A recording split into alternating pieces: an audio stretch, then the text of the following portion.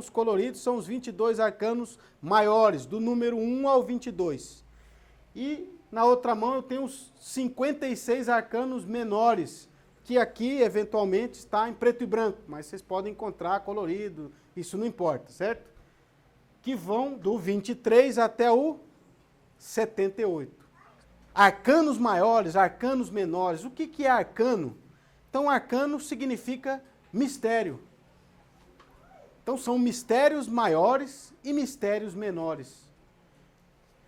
Os mistérios maiores, podemos dizer, se relacionam mais com algo doutrinal, com uma doutrina, com verdades, podemos dizer assim, verdades universais. Verdades universais, vamos usar essa palavra.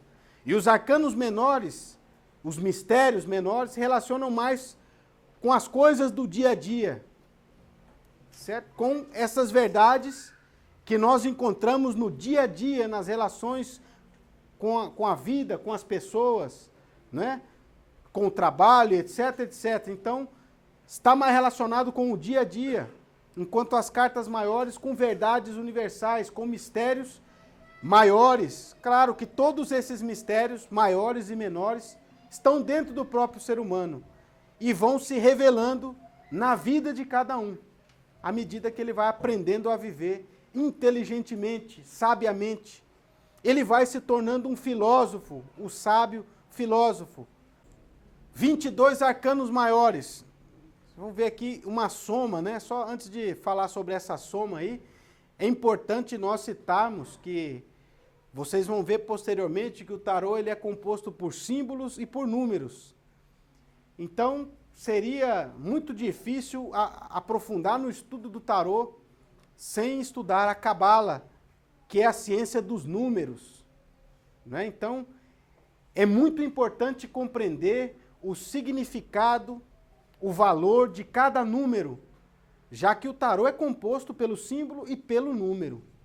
Na verdade, o tarô é mais poderíamos dizer, ele é uma explicação simbólica da verdade que traz o número. Então, estudar a Cabala, estudar o número é importantíssimo para entender mais profundamente o tarô. Em outra oportunidade, também, Deus queira aí, cara, viu, pode, né, organizar uma outra oportunidade para que nós possamos fazer um curso de Cabala, né, que nós possamos também estudar um pouco sobre a ciência dos números, sobre a numerologia, sobre a Cabala hebraica e etc. Então, são 22 arcanos maiores. Por que são 22? 2 mais 2 é igual a 4. E se nós pegarmos a quarta carta do tarô, nós vamos ter aqui o imperador, que representa em nós o íntimo, o espírito divino, o verdadeiro ser, o Pai em cada um de nós.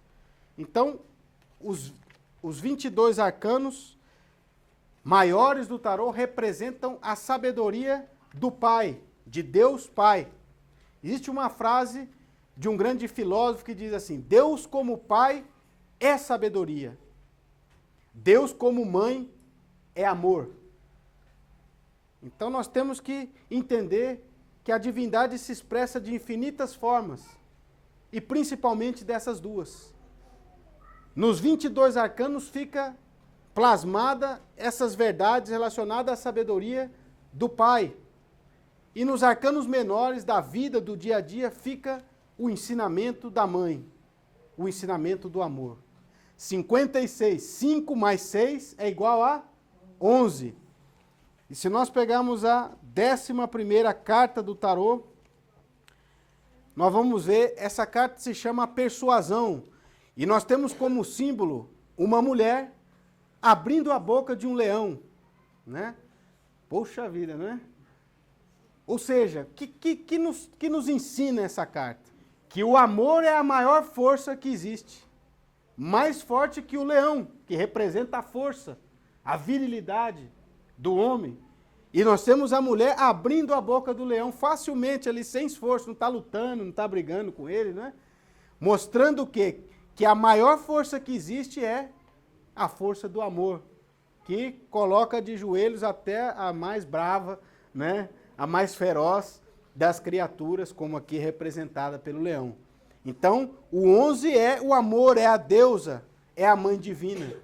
Então, os 56 arcanos nos ensinam a sabedoria da mãe, a sabedoria do amor. Do 1 ao 10, relacionam-se com os 10 sefirotes da árvore da vida dos cabalistas hebraicos.